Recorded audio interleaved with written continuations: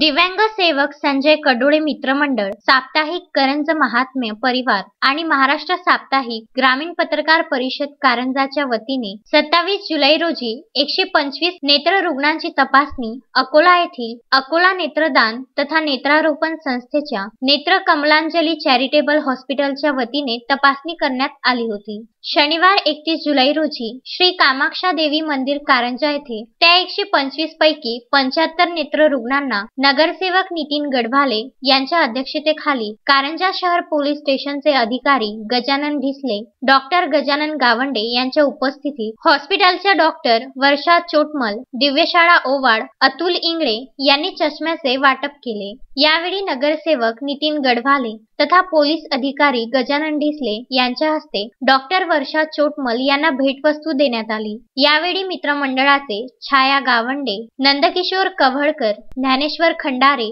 सुभाष पाटील गाडगे, उमेश अनासाने उपस्थित होते। कार्यक्रमाचे संचालन व आभार प्रदर्शन संजय कडोळे यांनी केले। अक्षय लोटे, विदर्भ न्यूज, कारंजा लाड।